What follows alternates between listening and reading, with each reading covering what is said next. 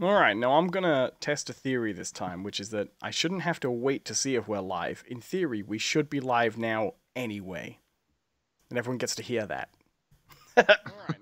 Normally I wait too long, we all had silence at the beginning. I shouldn't have to wait to see if we're live. Right. Well, hello, everyone, and welcome to another episode of Those Aren't Biscuits. I'm one of your hosts, Jonathan Cadet, and with me, as always, is Owen Adams. Say hello, Owen. Hello! I accidentally muted you. I meant to mute the YouTube video, so we didn't get the double audio, but I actually accidentally muted you, champ. So I couldn't see what was going on. They heard you. They should have heard you on the stream, but I couldn't hear you. And I was like, well, when's John going to intro this bad boy? What's going on? But yes, that's Owen.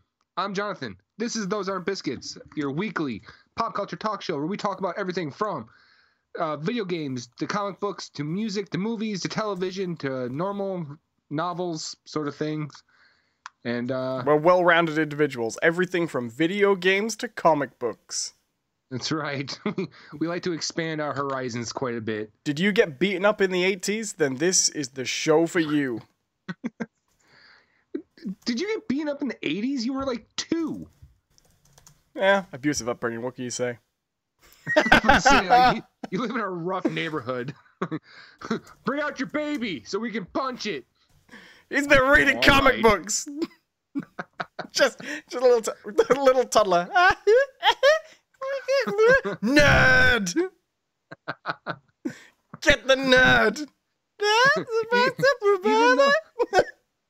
Even though he lacks the motor skills to actually hold on to a comic book at this time, we feel that he will eventually get into them. So we're going to punch him. It's preemptive. Don't worry. In about 10 years, that word's going to be all the rage. Yeah.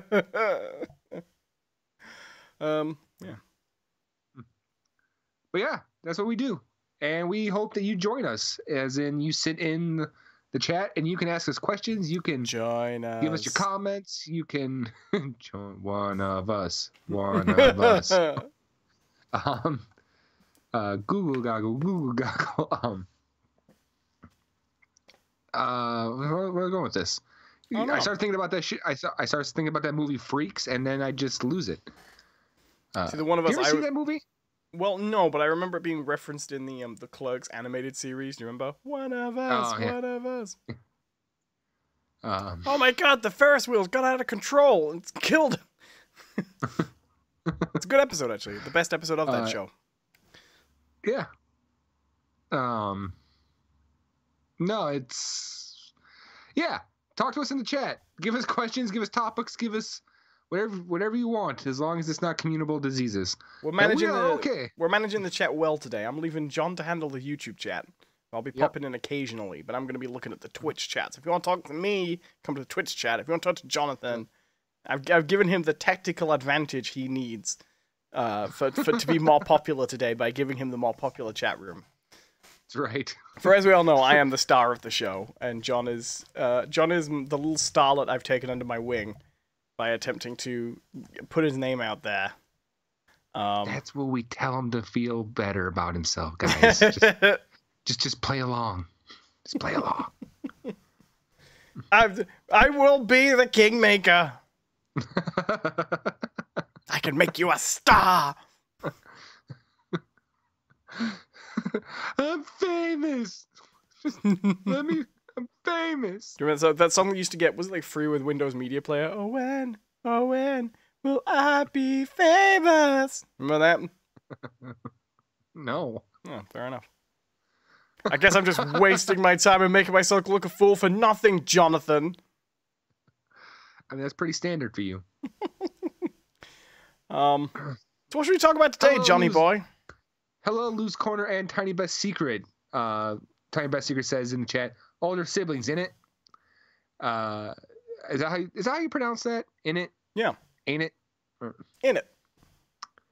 In it. Okay. As in, isn't it? In it. Yeah. So it's like how we say ain't it. Yeah. Yeah. Fake words. Yeah. And in some parts of the country, it's almost like a punctuation, like going, uh-huh. People just go, in it. Oh, okay. I hate those people. They pepper it in too much. I'm just throwing in our chat. That should be the link to our Twitch channel if you guys would like to go watch over on Twitch. But until then, hello, Lou's Corner.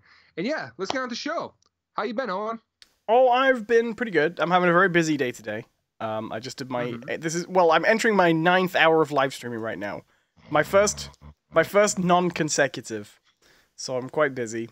I'm feeling it a little bit, but I'm alright. I'm not too bad. I've had a good week. He's alright. I just watched The Incredibles 2, which is pretty good, but maybe at times a little bit too much like The Incredibles 1. You know what I mean? It was a very good film and I very much enjoyed it, but I very much got the feeling that they were like, okay, we've officially waited long enough to make the same film again. Right. Let's go. But it was fine. I liked it. And I've been watching Gotham, which I've been really enjoying, mostly to watch Alfred say British slang that is not the kind of stupid British slang you get in American stuff very often, but is all actual British slang, and yet is still said far more often and ridiculously. I'm thoroughly enjoying it. I watched him say "off your pop" to someone yesterday, and I really enjoyed that. Now, off your pop. I saw him said, "I'm gonna go take a shufty," as in to go have a look. Right. Get a shift on, I've heard him say. There was a moment where he threatened to tuck Lucius Fox up like a kipper, which I've never heard anybody say, but I thoroughly enjoyed it. And then he described what a kipper was. Nice. It's actually really fun. He keeps speaking in English slang that I have never ever seen on American TV before, and is very idiosyncratic. Do you know what I mean? It's just the kind of stuff that doesn't translate well, but they just keep putting it in there, and nobody goes, "What are you talking about, Alfred?" Do you think it was actually written that way, or do you think that's like improv? Well, I would not be surprised if they just said to Sean Pertwee every so often, "This is what." Hey, can you bridge it up a little bit? Yeah, maybe not improv it, but just so much as to say, could you give us some things that an actual British person would say that would make it sound like a British person wrote it? You know what I mean? I mean, it's a little. Hello, Mr. Wayne. All right, Mary Poppins. Mr. Wayne. With the cockneys and the rhyming slang and the hurdy-gurdy. Wait, we went way off. No, you're still liking Gotham, huh? Well, no, I think it's terrible, but I'm still enjoying watching it, I suppose. Well, okay. Is it one of those shows that is it so bad it's good, or is it one of those things where it's not or is it like one of those it's not necessarily high quality, but it's enjoyable to watch? The villains are great. Like a guilty pleasure sort of thing. Well, yeah, because so I always used to like Smallville, but I could recognize that Smallville was quite bad. Smallville in its early years is quite good as a teenager's show, but in its late years, it's one of those shows that ran way past its mandate, and it was carrying so many like ongoing, intricately connected plots that it just was collapsing under its own weight, that eventually, by the final seasons, they just went, what if we just stop writing about all this stuff and everyone will forget we ever mentioned it and just get on to making it Superman-y? Should we just do that? Let's just do that. So, Smallville was a bad show. Gotham is different. Gotham is overtly a very silly show, and it really plays into the darkness of, like it feels to me like it's set in the Tim Burton Batman universe. You know what I mean? Absolutely. It very much feels like that. And yet it seems inherently to enjoy how silly that is at the same time. So, okay, I don't know how far you are, so I'm hoping I don't spoil anything, but I don't feel like it's very... Getting towards the end of season 2. Okay, I don't know where all this stuff falls in seasons, I'm not gonna lie. Because as much as I kind of want to watch the show, I sort of enjoy it more when I accidentally come across it. Like, and you're like, oh, it's doing this now? Yeah. So... if anyone remembers this classic Those Aren't Biscuits episode, it was one of our drunk episodes where I drunkenly describe a Gotham episode that I had watched while drunk. And I think Owen now has seen that episode. He can agree that I was actually pretty fucking right on. So here's the interesting thing. I've seen half the episode you described, but the other half you described never happened. So I think you've drunkenly seen 2 episodes of Gotham and conflated the 2. Or there's an episode of Gotham that you've seen that is very like another one I've seen. Well, how did I describe it? Okay, so you're talking about the episode where Bruce Wayne's like touching Selena Kyle's face, right? No, not Selena Kyle's face. Oh, Silver St. Cloud's face. Yes. Okay, no, that is that one. Okay, don't worry about it. Yeah, that was me getting a memory conflated. Yes. Okay, no, it is that one. I have seen that one. Yes. Okay. It's pretty fucking weird. So I'm right. So how I described it was pretty much what. Yeah, pretty much. Okay. The whole episode's pretty strange, to be fair. Yeah. Well, do you know that? You know that character? This is gonna be some minor spoilers for Gotham here. You know that character that they're actually going to fight? The Galavan guy, the Saint Dumas guy. Yeah. Spoilers for Gotham, everybody. Are you worried about me spoiling Gotham for you a little bit? No. So what's followed in this season is James Gordon takes him out to the docks and kills him, murders him, because they just decide he's too dangerous to live, basically, right? Edward Nygma, who is in forensics for the police, goes full Riddler and frames him for the murder, all in this season. And he's come back from the dead and is now Azrael. Oh, boy. It's insane. So, season 1, they introduce all these characters. They introduce Commissioner Gordon as young James Gordon. They introduce Barbara Gordon, the adult Barbara Gordon, the wife, not the daughter. They introduce Sarah Essen, and they introduce a couple of interesting people. They introduce, people who are going to be villains. Oswald Cobblepot, right. Edward Nygma. All these little people, and they do the kind of Smallville thing where they're like, oh, it's this person, but you know that it's going to be like Lex Luthor in Smallville. Like, oh, they're friends now, but where's it going to go? And in Smallville, that took like 6 seasons. They just outright called season 2 Rise of the Villains, and they've all just gone full villain in a season. They're all basically at their Batman era personalities now, but Bruce Wayne's still a little boy, so he's not that involved. And Commissioner Gordon's defeated them all quite a lot. Like, Commissioner Gordon solved a Riddler plot with riddles and everything, and I'm like, so why do we need Batman for this? Why is... Like, we have Gordon. We're good. They did do something really clever with the Joker, by the way.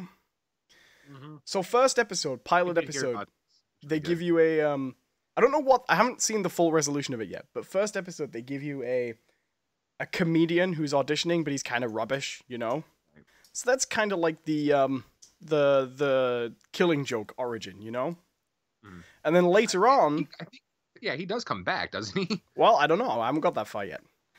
Later on, they give you a Red Hood, but he gets killed. And then they give you a character who is, like, he is basically a 17-year-old Jack Nicholson's Joker, who does the full Joker thing, kills people, runs a gang, dresses in makeup. He's like dressed up as a ringmaster at one point. Never calls himself the Joker. Right. Then he gets killed too. So they keep introducing these people who are like the Joker, and then they just get killed. But one of the things he does is on live TV, and you see all these other people watching the TV show, and around the country starting to, like, the Joker laugh, So they're kind of leaning into this idea that the Joker is not necessarily one guy in this universe, And I kind of like that as a take. That is oddly something that was touched on in comics. Yeah, they went with that direction recently, and I've said they should do that. Well, not even so much. Okay, so you've heard about the 3 Jokers thing, right? Right. That there's been 3 different Jokers. Even further than that, before that reveal, there was this weird... Was this the removable face period? It's after that. But I can't remember where it comes up from. Hello to Hawks and Sinister Minister. How you doing? There's an idea that that the Joker is actually kind of like a force of nature. Right. Not necessarily, oh, he's a person who's very formidable, but like an actual like supernatural explanation for the Joker existing. like Freddy Krueger in New Nightmare, you know? Yeah. I like that idea more than them going, oh, here's the Joker. It's Alan Jones from number 32, and he went nuts. Yeah. But just don't do either, you know? Just don't tell him who he is. Right. Can I ruin an episode? Because I don't think it's very important. I think it's like one of those one-off episodes. Go for it. And this has just happened recently. All right. Lately, my roommate's brother has been staying with us, and he's been watching Gotham, I think, on Hulu, or maybe it was Netflix. I don't know which one he's watching it. But the episode he was watching is doing Pig, PYG. Oh, interesting. Because we've had Dollmaker already as well, you know. Yeah, well, Pig is a fairly new villain. Yes, I mean he predates the New 52 though, so I guess he's not that new anymore. But in comic circles, that's pretty new. Right. I mean, and his appearance before pre-50 or New 52 was very minor. Oh no, he's the main villain in Dick Grayson and Damian Wayne's first arc. Isn't that in New 50? No, it's not. No, you're right. Because Batman Inc. got cancelled when New 52 came back, which was the worst thing that happened to New 52. The worst thing New 52 did, I think. That was his first appearance, though. That's what I'm thinking of. Right? Sure, that was his first appearance, but he's the main villain in the first volume of that book. Right. That was okay. That's what I'm thinking of. For some reason, you're right. That arc was actually very well received. Oh, it's great. It's great. I would say that the biggest mistake New 52 did was reboot Batman during the first time it's been interesting in about 30 years. Like, they really screwed it. Damn, Tiny Beth. She goes, well, why don't you find out, Jonathan? The whole point of the show is to find out which streaming service we should use. Damn. I'll get right on that. Give me a second. You got it. We can't even use Hulu in the UK.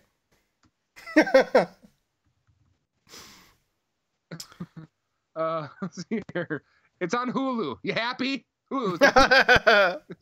It's on Netflix anyway. We have Netflix here. It's all on that. Okay. So this episode involves Pig, and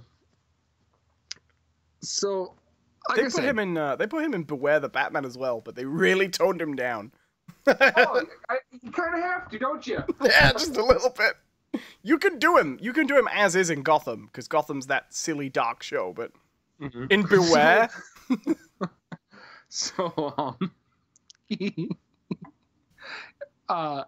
as I've mentioned before, I really enjoy watching Gotham on accident. Right? And this is one of those cases where I was not paying attention in anything that was happening. I was off my own little world. But this whole episode's playing out in the background. And then I decide to pay attention. Right? And what I gather is the police are on the hunt for Pig. And he has decided to disguise himself as a chef and infiltrate a gala that's being put on by Falcone's daughter. Something Falcone. I don't remember what her name was. Oh, I haven't met that character yet. Valerie Falcone? Anyways. She's putting on this gala. And Pig strolls on in looking like the most stereotypical chef you have ever seen in your life.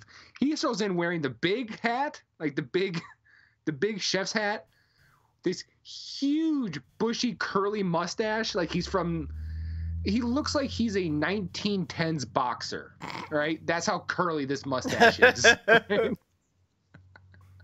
And he comes in, and he's just like, "Hello, I am the chef." and Falcone she's like, "Oh, good, you're finally here. So what's on the menu?" "I thought that we would try something a little mundane. Do you like pie?" "I guess." And he's like, "I prepared meat pie." And so he unveils this rack of pies that he has made, right? And I'm like, okay, now I'm invested. What is going on? And so it goes forward, and blah blah blah. Gordon's there. He's chained up, and he finds the most stupid way out of a situation where it's like, no, really, no one bothered to lock that. Okay, fine. But as this is happening, Pig has appeared in the gala. Well, everyone's eating their big banquet dinner, and he goes, "In front of you are pies, and next to them are envelopes. Open the envelope." And everyone's like, "No, we're not going to do that." And he just flat out stabs Falcone's daughter in the hand to the table. Like, he pins her hand to the table, like, just randomly. He's just like, "Oh yeah, by the way, ice pick." Bam. Like, what? Where the fuck did that come from? All right. And so he's like, "Open the envelopes." So they open the envelopes, and they're all pictures of these different children, right? And he's like, "Those faces you see, they're in the pie." It's like, oh my god. like God, real dark.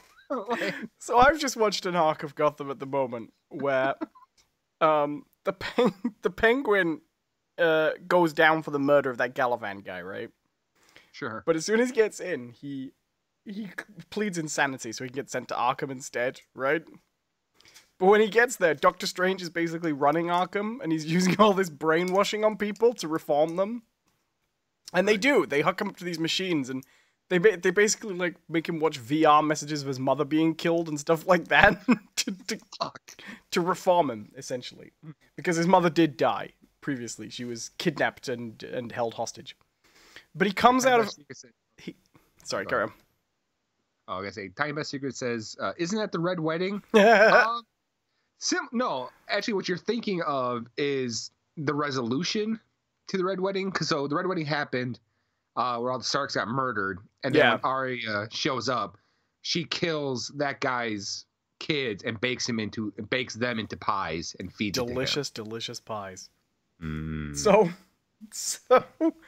after he comes out of Arkham, he's going around looking for a place to stay, but no one will let him hang out because he's all like, "I'm out of a cult and I've seen the light of non-violence." Because they all think he's weird. So he goes to his mother's grave, right? And when he gets there, he finds there's another man there putting flowers on the grave. And it turns out it's his father, who he thought was dead, right? And had been abandoned years ago and his father didn't know he existed. And it's played by Paul Rubens, who is, for people who don't know, the Penguin's father in Batman Returns.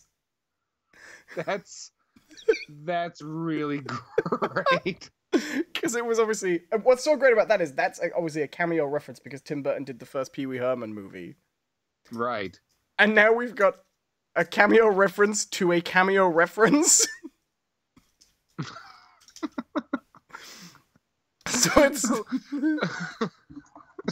So all right, so this Pig episode, I gotta finish this up, all right? Okay. It then it then goes into a fight, right, between Gordon and Pig, because Gordon shows up, right? And Pig apparently in this universe is an expert knife thrower, right? Of course. So, what else would he be, Jonathan? Right. So they have this fight, right, where they're trying to make this super dramatic, and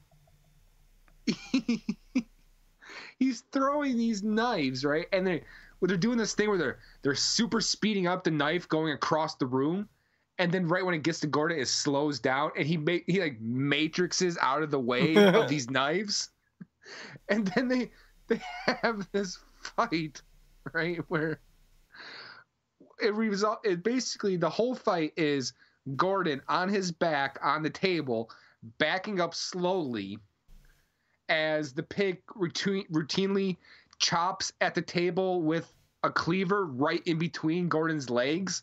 He does this like 4 or 5 times. And it's like, excuse me. It's like, just aim 4 inches higher. Like, that's all you have to do.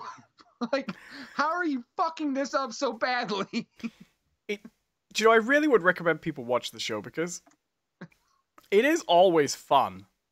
I mean, they've pretty much, aside from the fact that Bruce Wayne's still a kid, they've completely given up on prequel now. Like Gordon's rising up through the ranks, and they just did a Mr. Freeze episode, and it wasn't like, oh, this is the guy who in another, 20 years, he might turn into Mr. Freeze. No, he just is Mr. Freeze. He's got a freeze gun, and he's trying to find a cure for his wife, and he freezes people, and at the end of that episode, he gets the thing that makes him... quippy. Right. And he at the end of that episode, he gets the condition that makes him have to be in the cold. You know, he didn't have that. So the episode shows him getting that, but he's completely... The best thing about that episode is there's a running joke between Gordon and Bullock about whether it's pronounced freeze or frice. and Bullock's like, no, I'm good with names. And then eventually they ask his wife, and she's like, it's Frice. And then for the rest of the episode, they have to call him Victor Frice. So someone behind the scenes was like, we can't call him Victor Freeze. Mr. Freeze's name can't actually be Mr. Freeze. Right. Because that's dumb. But they do it. And it's this really is where funny. we're taking a stand. Like, this is Right. where we're saying no more. It is really amazing the way they've been handling it. Actually, Edward Nygma's story is one of the better developed ones. Because he's obviously the Riddler at the beginning, do you know what I mean? Like, you know who he is. He's already... You don't get to see him gradually over 5 seasons develop a love of riddles. You know what I mean? Like, he's almost fully formed. He just hasn't, gone into crimes yet. And his collapse into crime happens so sadly, unfortunately, and quickly. And then by season 2, you have a full-on riddle plot. Like a crime is committed that is a clue to a different crime that is all intended to outsmart the police, you know? And it works. And that's nice. And to me, that's the most fun thing about Gotham. You get to see Batman Chicken villains. Lisa. Hello, Chicken Lisa. You get to see Batman villains on TV every week. And quite obscure ones, too, because it's a TV show, so there's time for lots of villains. Just done authentically, and it's nice and fun. Anyway, that's probably enough about Gotham. It's a dumb show. Go watch it. It's dumb. And the thing is like, if I had not had such a good time accidentally watching this multiple times, I would sit down to watch it. But I feel like, in a weird way, if I would sit down to watch it, I would still find it as silly and dumb, but it would lose a bit of enjoyment for me.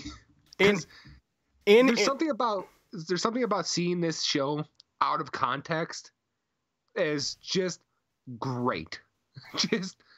Just great. In the show's absolute defense, it is always fun.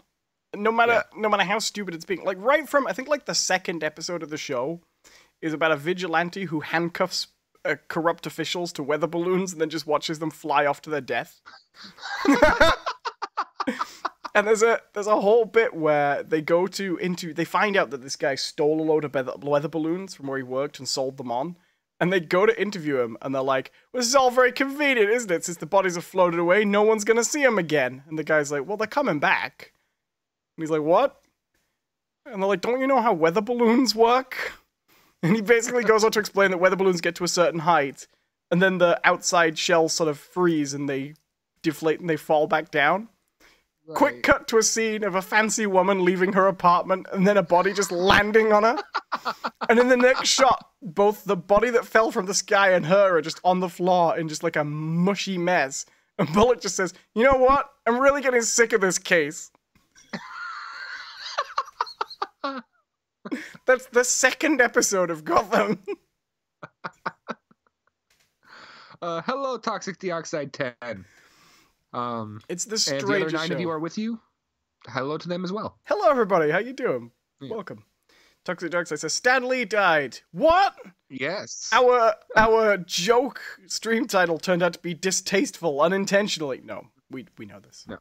He did. He died. Yeah. Today. Early today. And you know, I've never been one of those people where it was like, oh, he's in a better place, or you know, maybe this is for the best, blah blah. This is one of those rare situations where I'm kind of there, where it's like, you know what? Do you know what? I was really worried it really felt like the next word was going to be glad, and I was like, no, don't go there, John. No, it's not like a happy glad, but it's one of those.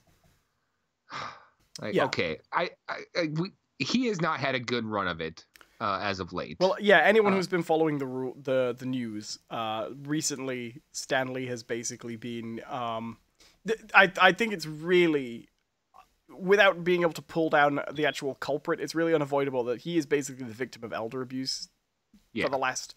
How long has it been since his wife died? The last year or so.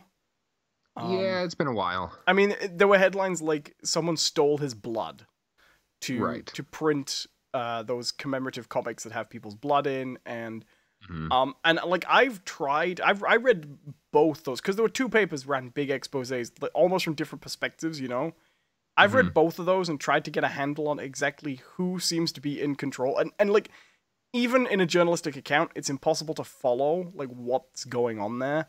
And the idea of what that would have been like as a 95-year-old man to try and piece that together. I mean, he's been mistreated. Yeah, and there was a kind of really, really kind of sad moment was when this started to come out. A lot of people kind of jumped to his defense. Famously, Kevin Smith said, "Hey, why don't you come live with me? Why doesn't Stan just come live with me? I have room in my house. He can come. He can come live with me. He'll be great. Whatever." Of course, that didn't happen. What we got instead He's waking Stan Lee up at 3 a.m, see if he's got any snacks. Come on, Stan. Come on, come have a joint with us, Stan. Stan, come on down. We're gonna watch Jane Silent Bob Strike Back again. Excelsior. So what we got instead was a really, really uncomfortable video of Stan basically saying, "Oh, all the accounts of my situation have been greatly exaggerated. Blah, blah, blah. Everything's great. There's nothing wrong going on here. It's all hunky-dory." And the whole time you're watching it, it's like, oh, this is clearly scripted. Well, there's even a bit where the guy behind the camera is like, "Oh, no, say this. Make sure you say about this." And yeah. Yeah, it was very uncomfortable.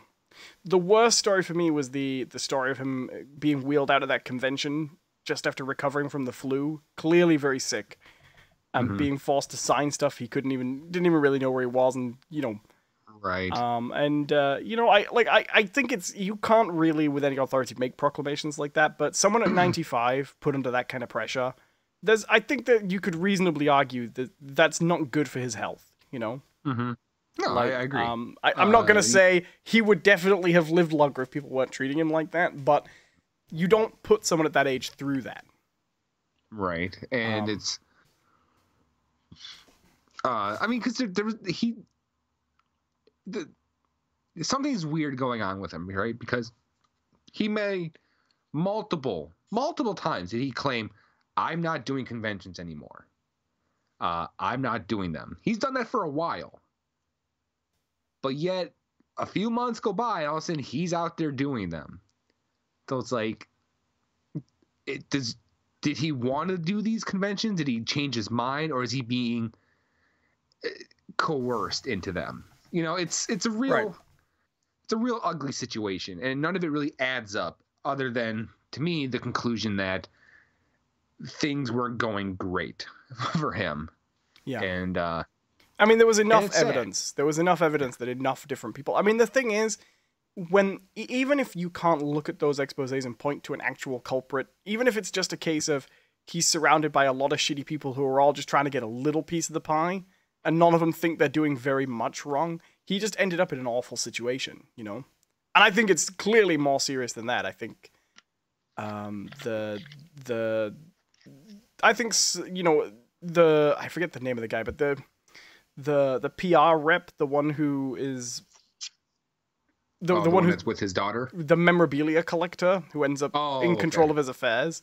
I think it's very clear that he's a major negative player in that, you know. But you know, it's an awful situation, and you know, the amount of pressure he would have been under, I think, is just. I mean, like the better result to this is if all those people would have been removed from his life, but this conclusion also, in a way, serves the purpose. So, you know, it's rest in peace, buddy. Did some great stuff. None of this, you know, none of the stuff that we talk about would really be here today if it wasn't for Stan Lee. Yeah, I mean, you can't talk about Stan Lee without people bringing up that obviously he's a man with a complicated legacy. But most of the problems when you look at Stan Lee, most of the negative things when people talk about Stan Lee come down to, in an era when nobody got properly credited for the work, he occasionally got more credit than he was entitled to. Right. That's not that big a deal. You know what I mean? I mean, it is and isn't, because I think it goes beyond that. I think there was some deliberate bamboozling. There's been some deliberate, yes, especially when you get like the stuff with Jack Kirby, right? The whole Fantastic Four and everything like that.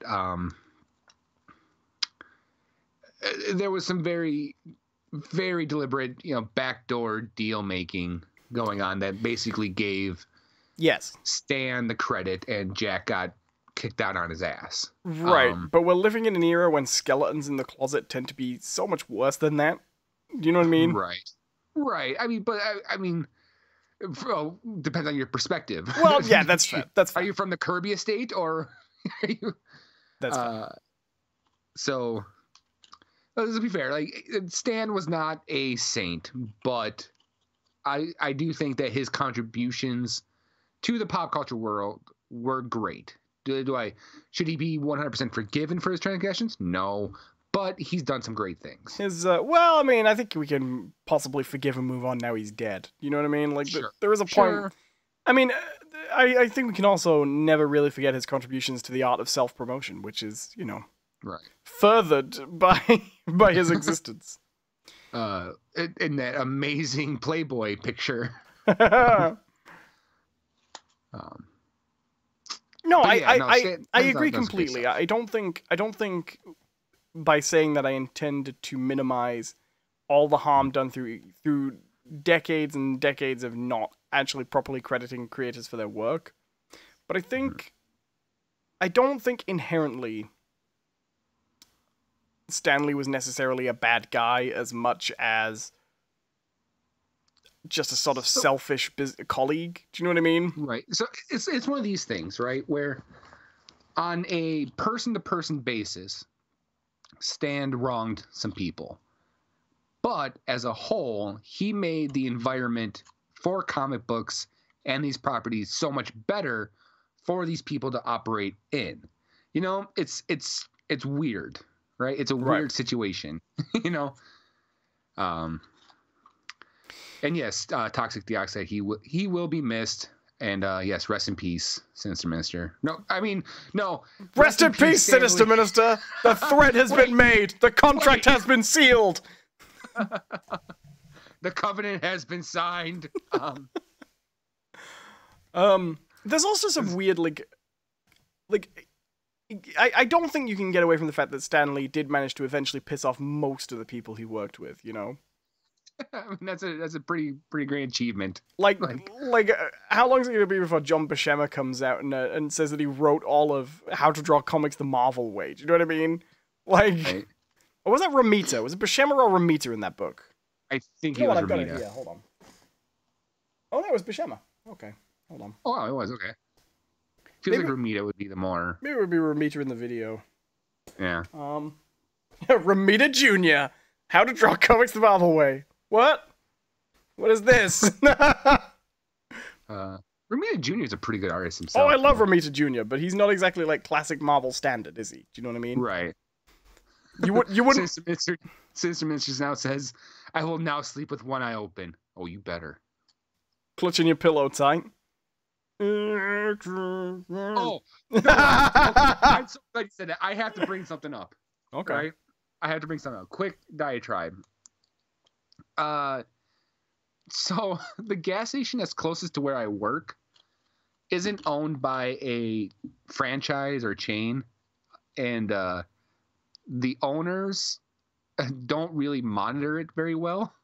Okay. So the employees kind of have the run of the place, and a lot of them are kind of metalheads. Yeah. So very often I will be going in, and it's always a weird. And it happened today, right? To that song, where I'm sitting there at the counter, like, oh yeah, I'm gonna have my one coffee and my carbonated water. Exit after Neverland. It's like, and yeah, can I get a pack of gum? Thank you. And it's this really weird thing where it's like I'm doing the most mundane thing in the world. I'm paying for gas and like water, and fucking right there in the background, there's Metallica just jamming out. Like I feel like I need to flip a counter over and like set something on fire. I'll just play like Social Troll. Next time be like, hey, how about a little Sandman? Bum bum bum bum bum bum bum bum bum bum bum bum bum. Bum bum bum bum bum bum. Bring me a dream. Making the sweetest. That's all I can think of. That's all I can think of when I hear that song. Enter Sandman. Bum bum bum bum bum bum bum bum bum bum bum bum bum. You have to imagine Metallica's done that one time. Yeah. Enter Sandman. This. Hey, Cleveland, you ready for Sandman? Let's do it. And a slow like wave across the audience as they figure out what's going on. No. But now because it's the 21st century, so it's gonna be like one of those slow, melancholy versions. Where it's like, bum bum. No, isn't that just Nothing Else Matters? Bum bum bum bum bum bum bum. Ba-da-da bum ba-da-da bum bum. Mr. Sandman. Dream me a dream. like Marilyn Manson. Make her complexion. 9 Inch Nails. Boom, boom, boom. Hey pig, piggy, piggy, pig, piggy, pig. Spinning pig on a pole, spinning. Oh no, why don't we ever go the other way? Barbershop. Hey pig.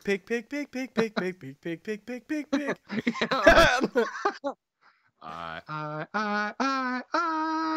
wanna fuck you like an animal. I wanna feel you from the inside. Inside. Doo.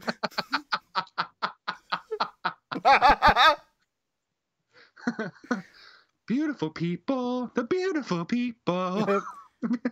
I hurt myself today, to see if I still feel you.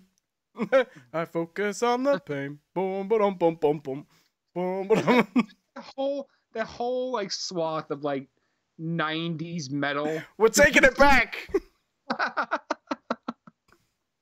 Barbershop's making a comeback. I'm not the one who's so far away when I feel the snake bite enter my crawling in my skin. These wounds they will not heal. Fear is how I fall. Boom, boom, boom, boom, boom.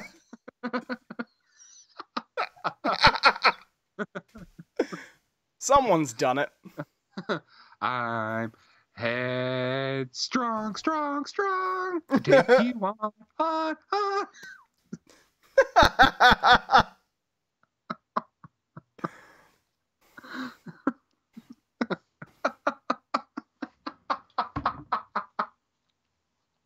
I think this would bring back the actual male barbershop, the traditional street installment. that's not really left here, honestly. Yeah, but the kind where people wear the dress shirts with the little armbands and straw hats. The whole thing. The whole kit and caboodle. Dateline. Mount Fuji. 1936, and all is well.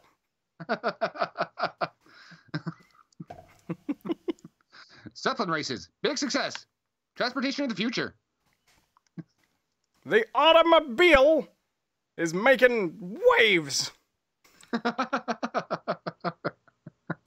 We report for you live from Chicago, the country's safest city.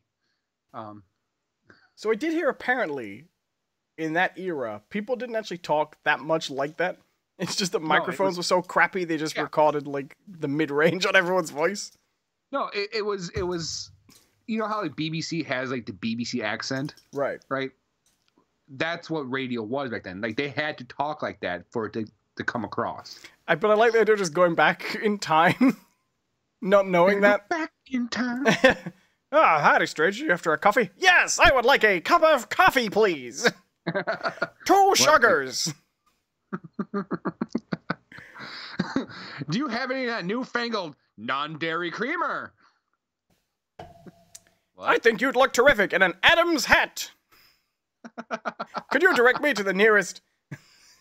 Could you direct me to the nearest vitamin C emporium? By Jove, the top of my head feels cold. Do you know where the nearest haberdashery is?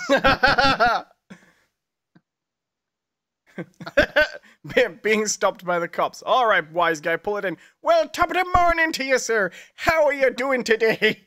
Don't worry, I speak the language of the police. Don't hit me with your shillelagh now. Is there a problem here, sir? Nothing to see here, officer. Nothing to see. Detective O'Malley on the scene. Detective O'Malley retired 5 days ago. Are you making fun of me, sir? Not at all, not at all. You're doing me a concern.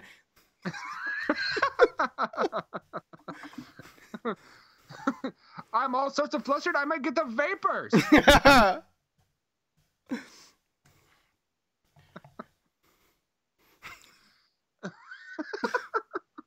All right, I'm taking you downtown.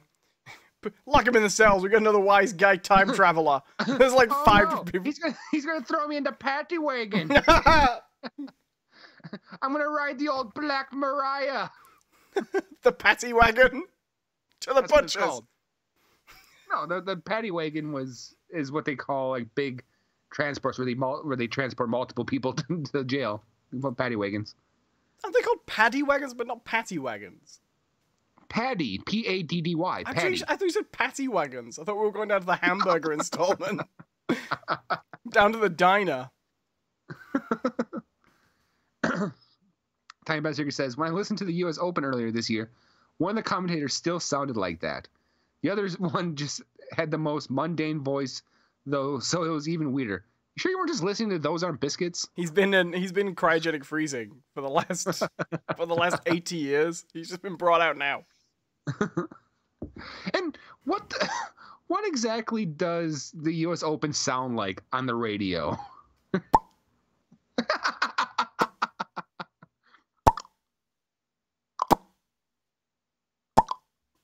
And that was a terrific shot.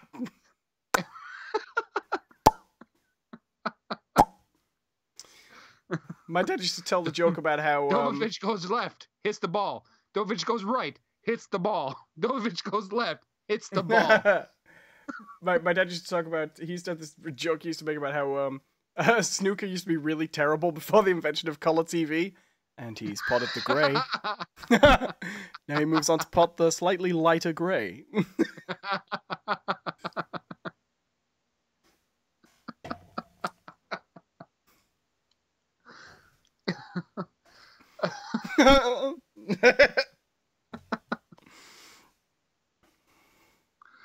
Oh man, I mean, when you really think about it, right?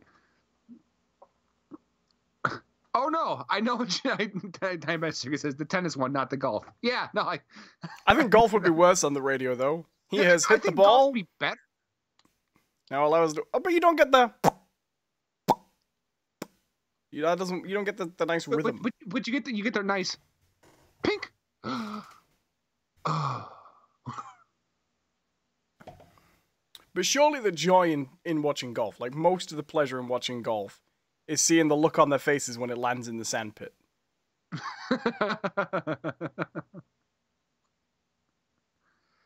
Let's see here. Time Master says, yeah, it's sort of like that, but he runs down the line, hits a cross forehand out wide, but Federer hits it back into the body, and it's out. Meanwhile, Prohibition is running havoc on our young athletes of today. Blood in the streets as Al Capone takes another life. Sorry, I forgot where I was for a moment there. Back to you, Sue. It all seems so long ago, and yet so near. Every time I close my eyes. Thank God I invested in that cryogenics lab. Now we're here in the future, where a red-headed gentleman is allowed to commentate on the tennis. And apparently everyone's okay with that woman out there having a skirt shorter than her knees. Apparently they're okay with it, so shall I. Tramp. Society is a disgrace.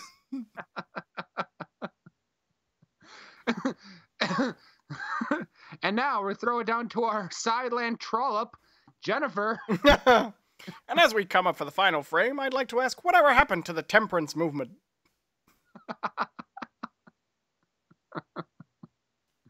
Oh, I was about to go real bad with that, but I decided to stop. Yeah, good. Do that.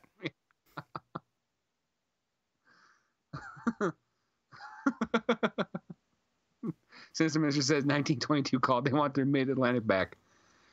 It's like, yes, here we are on hole 18 of Augusta during the U.S. Open, and Tiger was in the lead. Strange. No. No, Jonathan. Bad John. Do you remember when we had that whole... Were we even streaming where we had that whole conversation about what Captain America would actually be like if he came back? Oh, if he came back from the 40s?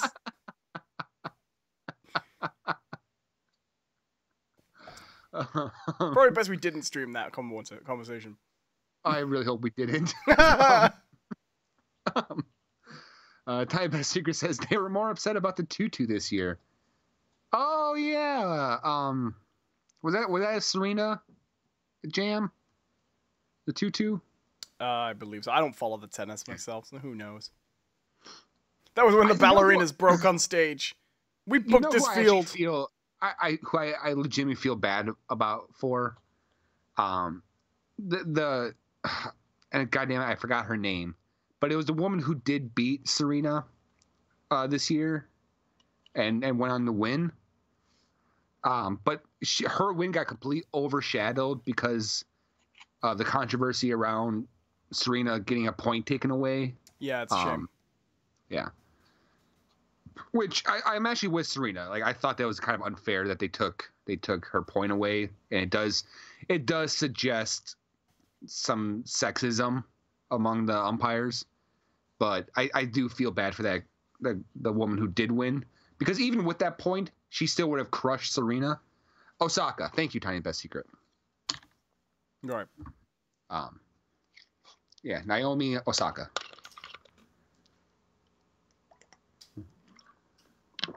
Yeah, weird. We're talking about sports. We don't usually do that. I don't know. We're talking about sports. How about that John McEnroe, eh? Hey, he could not be serious. Got it. I heard he was a real firecracker. I know all the references. We actually had a novelty record released here called "The Umpire Strikes Back," making fun of John McEnroe. Do you know he admitted years later that he didn't actually think he missed the point. He just used to do it to throw the opponents off, which. That was what I kind of lost respect. I didn't have a lot of respect for him before, but I did think that was kind of shitty. You know what? I'm actually kind of for it. What? So, no. You're insane. Here's my thing, right? Everyone see your thing. Put your thing away. Everyone. Oh, you'll see my thing, all right? This is my throbbing point, all right? It's... Everyone always talks about, athletes and this whole idea it's their athletic prowess over the other person's athletic prowess. But there's this whole other realm when it comes to sports, and it's gamesmanship, right? It's if you can get an advantage over someone by just acting a certain way, you're not even cheating. You are letting them beat themselves, right? Sure, but I would argue when you get to the point where you're disputing points that you aren't entitled to and delaying the game and arguing with the umpire, at that point you've actually crossed that line into actually attempting to fuck with the process to an unreasonable degree. Right, but that's the thing. Like, if that is able to get into the other person's head, then yeah, sure. If they are the athlete that they claim to be, then that shouldn't really affect it. It's like American football over here. There's a very common practice of if a team is about to kick a game-winning field goal, right? So they're about to kick the football through the uprights, 3 points. It's not an easy thing to do. It's actually a very difficult task to do, and the kickers have a really tough job. So what happens is the team will line up, get ready to kick the field goal, and at the very last second, the opposing team will call a timeout, which freezes the play. I don't think those two are comparable. See, that happens within the context of the game, within the rules allowed, in which is that you have a timeout and you can call it whenever you like. So that happens within the context of the rules of the game. I would argue... Well, you can contest a point in tennis. Oh, sure, but deliberately disrupting play for as long as possible to argue with the referee, well, the umpire, after they've already made their judgment. I think you're generally okay as long as the actions are something that is a common occurrence in the sport. Right? And I think there's a point where you cross out of sportsmanship and into bad sportsmanship when it becomes excessively against the spirit of the process. And I would argue John McEnroe crossed that line. Okay. But it's not it's not a defined line either. It's a subjective thing. So Orchaos says, I hate how American football is supposed to be an hour, but it takes multiple hours with all the delays. I also hate all the intentional fouls at the end of basketball games. Well, no.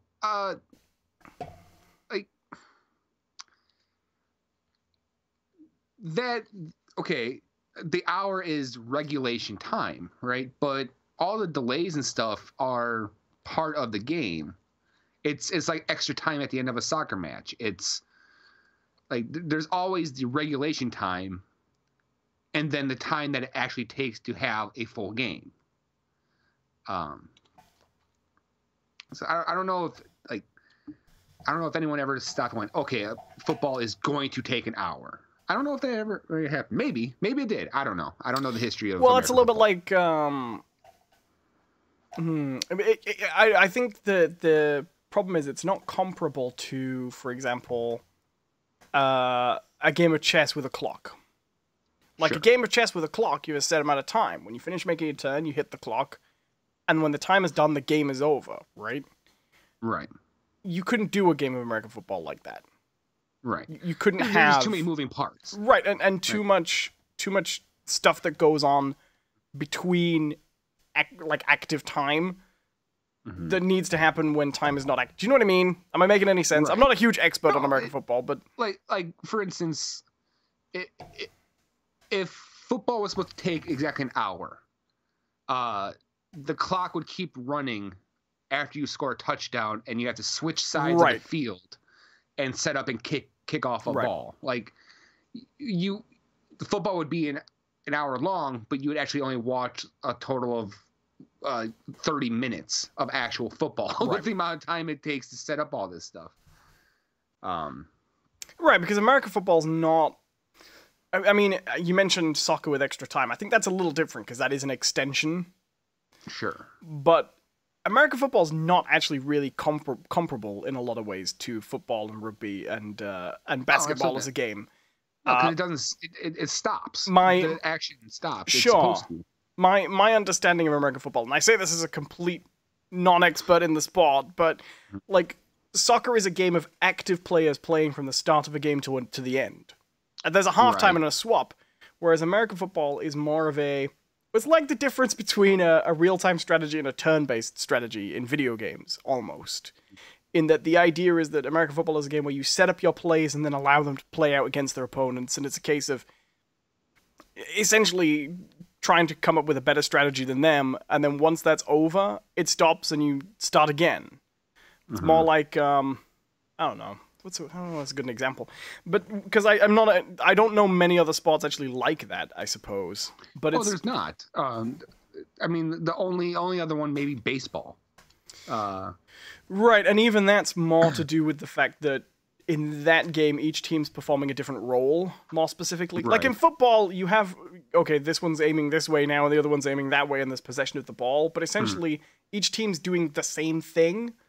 So, okay, there's generally three ways that time is stopped in football within normal play. Time does stop when a quarter ends or a touchdown, and you have to switch sides and all that sort of. Time does stop that. But that's, you get the feeling that it's more utilitarian, right? They stop time to do mundane things to proceed on with the sport.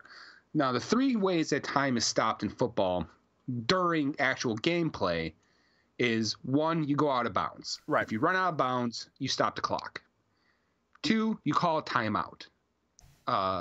Each team gets 3 timeouts per half. So you get 6 total in the course of a game. The third way is an incomplete pass. Now this... Oh, just sorry. Again, I'm not an expert, but it does seem to me that you have left off Enchanted Pocket Watch. Right. There is Enchanted Pocket Watch, of course. But that applies to essentially all reality and not just within the game of football, I suppose. Right, and when that happens, you don't really notice because you stopped as well. Right, so I suppose in that situation, you have to continue on sort of under the assumption that it didn't happen. Right, everyone just kind of accepts what happened and move on.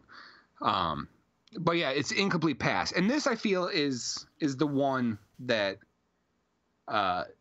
might be the most debatable. Like, cause I think most of the clock stoppage in American football is justified. This is the one where it's kind of like, because really the only purpose that the clock stops is that when someone misses the catch, right?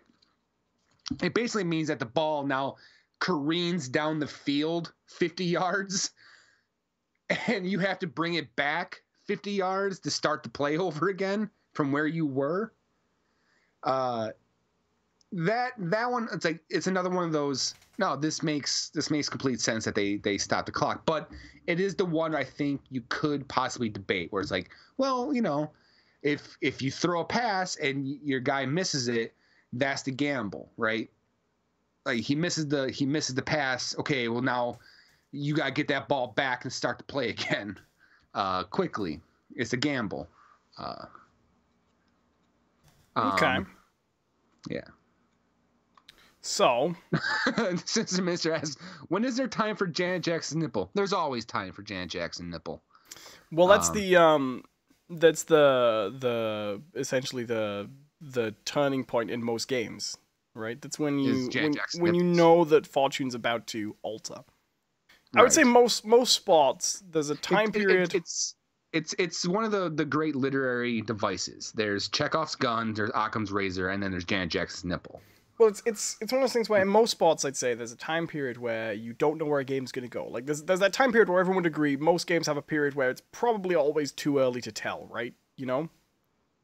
And then around about in the game, there becomes a point where you can usually see, okay, I think this is the turning point where we know there's almost certainly going to be a definitive winner. Short of almost a sort of mini miracle, we know which way it's going to go. And in American football, that is referred to officially as the Janet Jackson nipple.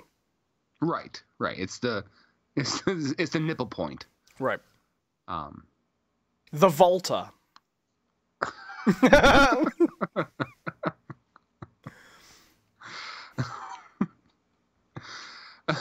And when a team has reached that point, you can kind of say, oh, they really Timberlaked it up.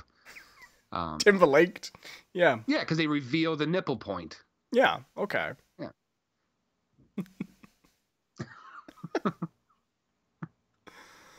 The only problem is that the team that does it never gets a win ever again. It ruins their career, effectively. Yeah, but the other team gets invited back next year. So it's really sort of a Pyrrhic victory. Right.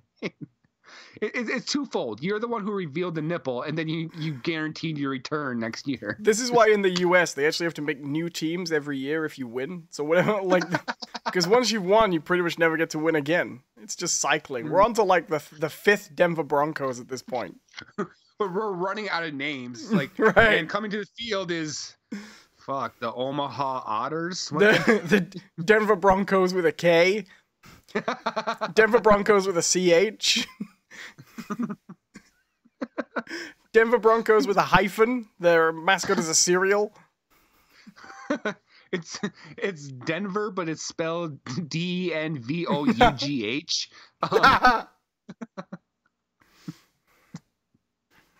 The Dallas Cowboys. It's the Dallas Cowboys, but it's BOIS, you know. It's the Dallas Cowboy. The Dallas Reverse Cowboys.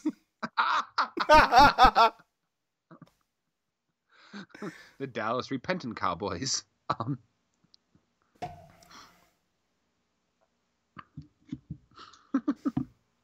It's the Dallas Cowboys, but the 2 L's together is actually Y in Spanish, so it's the Dallas Cowboys. The theme tune to Dallas Cowboys.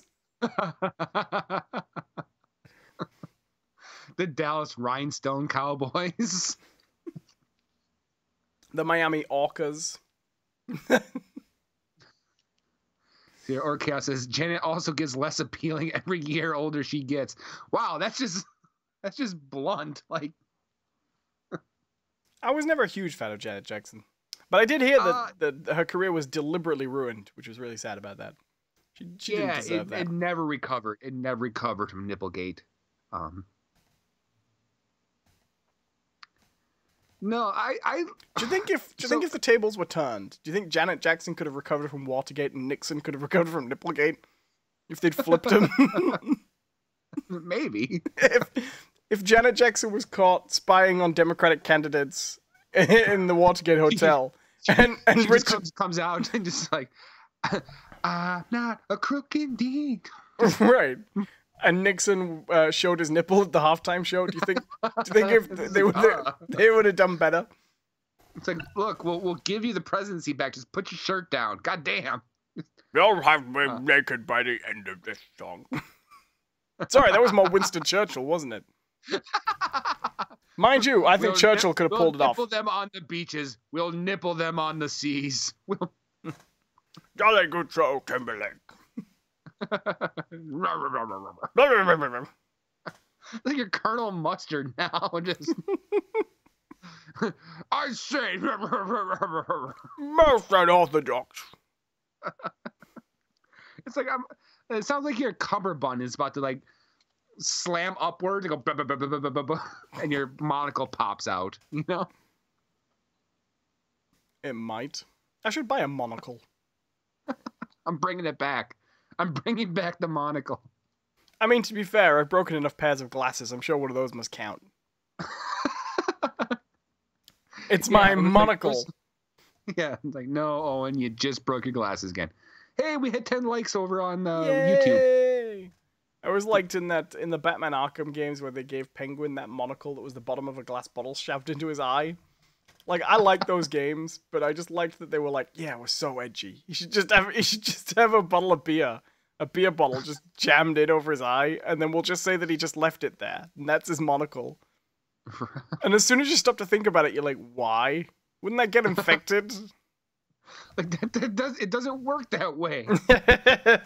Your body doesn't just get a piece of glass introduced to it and go, yeah, we're good with it. Did someone just jam the bottle in there and he just went, I can see! This is the best corrective lens I've ever had. Oswald, this is infected. You are going to lose your eye. I don't care. For now. You're actually hallucinating. Why didn't you tell me there were pixies around all the time? My God, have you guys seen the dragons this whole time?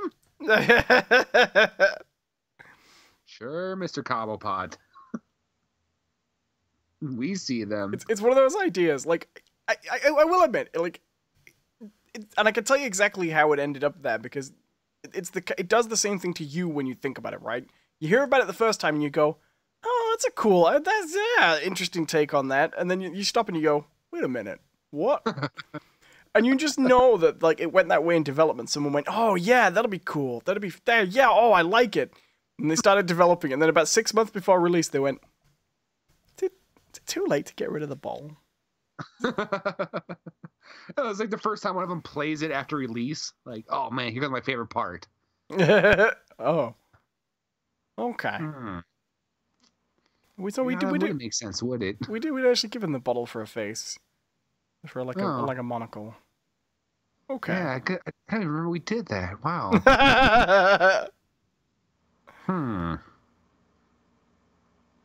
Let's see if anyone would say anything on the internet. Ooh. Well, I think it actually went down pretty well, but yeah. I kind of like that idea. Right. Oh God, there's something else I was going to bring up. Oh, okay, yes, I want to bring this up. Okay. Because we said this is going to be a shorter episode, so there wasn't really a ton of time to get into any like real properties, right? Yeah. Okay. So I have another issue, and I believe that you will be able to comment on this a little bit. Okay. When did it become a thing about just not including important components in electronics? Oh, no, I'll tell you exactly what the first one was.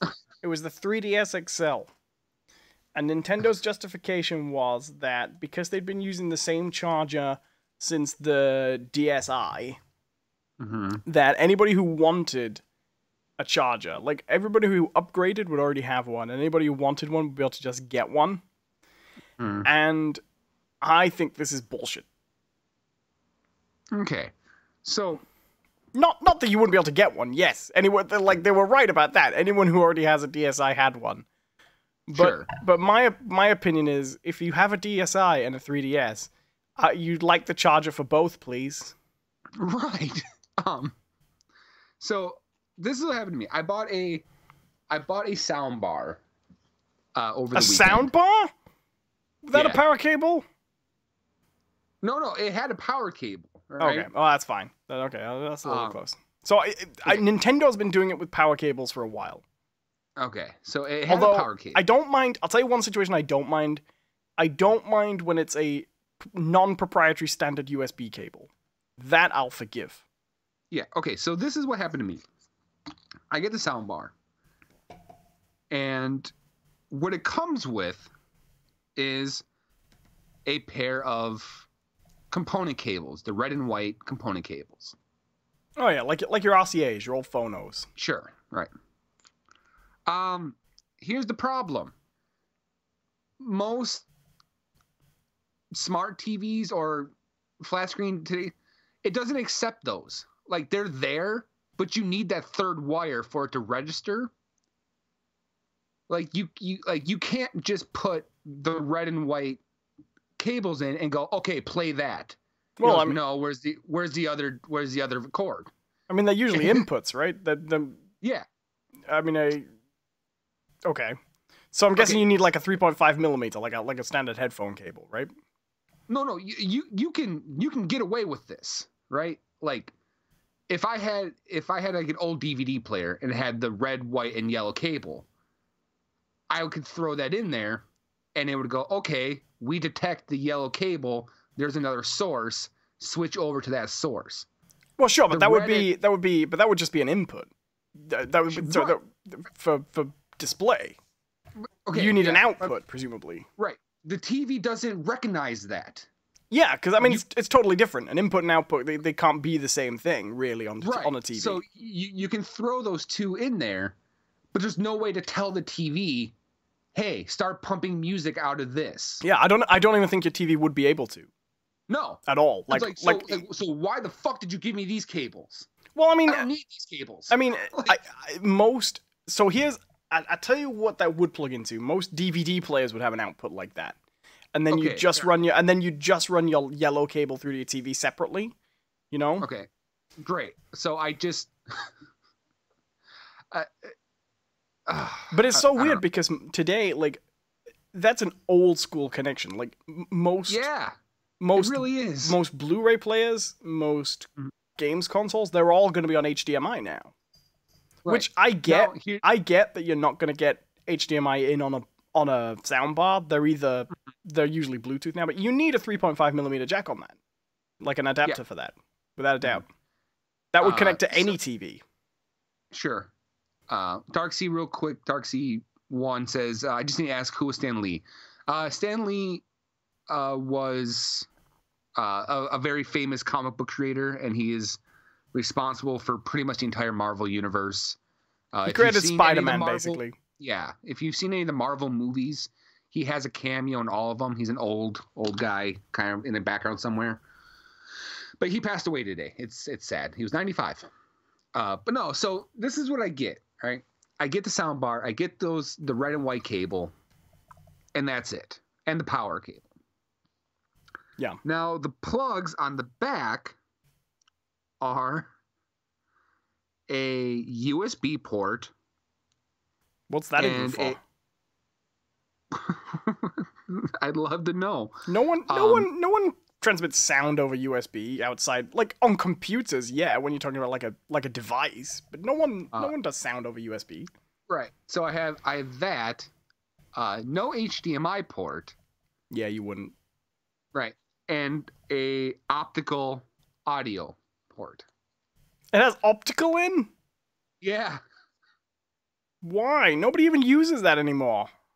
No, they don't. And a Bluetooth. It has a Bluetooth setting. Can you use that for, say, your PS4? I doubt it, because the PS4 says it doesn't accept Bluetooth audio devices. Oh. Have you tried? Yes. Remember I went through this whole thing with my headset? Oh, yeah. Yeah. That's bullshit. So what problem is now this is the thing. My TV does not have Bluetooth. No. So that's what I wanted the sound bar for, was to play my TV through the sound bar. Right, because I mean, once you've got it on your TV, like setting up everything else doesn't really matter, you know? Right.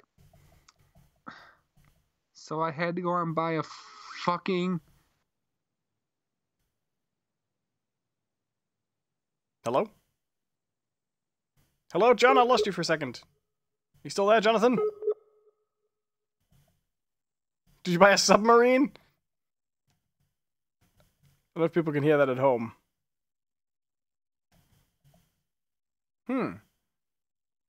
Hello, everybody. We sort of lost Jonathan a little bit.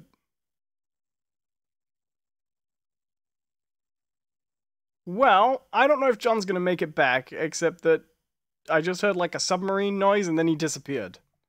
But I actually have to finish up really soon, so I'm sad, but... yeah. I don't know what to do now. Hello, everybody. I hope you're enjoying the show. We've lost Jonathan. Well, I've lost Jonathan, which means you've lost him because you get his audio through my audio. I'm actually going to hang up and try and redial Jonathan for a moment. You guys are going to listen to some beautiful, oh, hello. Okay, let me try and reload this. You guys are going to get to hear some beautiful Skype ringtones in a moment. I'm going to attempt to call him again. And if we don't get him, I'm going to have to just wrap up the show without him. But let's try this.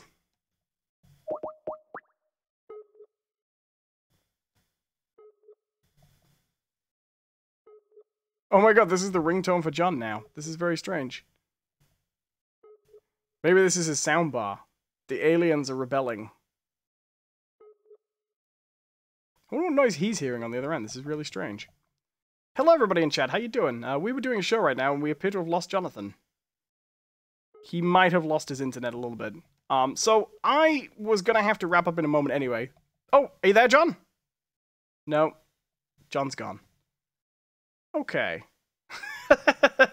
Well, everybody, I hope you had a good time. We lost John mid-story there, but I've actually got to get out of here, so I was going to wrap up anyway. So I'm going to wrap up the show. hopefully you guys enjoyed the stream. Thank you very much for watching. I will see you guys all in my next stream, which is going to be Spyro over on my channel. I'm going to be doing it pretty soon. And John, you can find him by going to @JohnCPerson on Twitter, or by going to this channel and looking at some other stuff, because he'll be uploading some things to here anyway. I'm sorry for the abrupt ending. That wasn't intentional. But, yeah, we lost Jonathan, unfortunately, and I'm going to have to get out of here. So thanks for watching. You're all wonderful people. And, okay, John's just telling me his computer froze. So, I'm going to see you later. I'll see you next time. Bye-bye, everybody. Enjoy the show.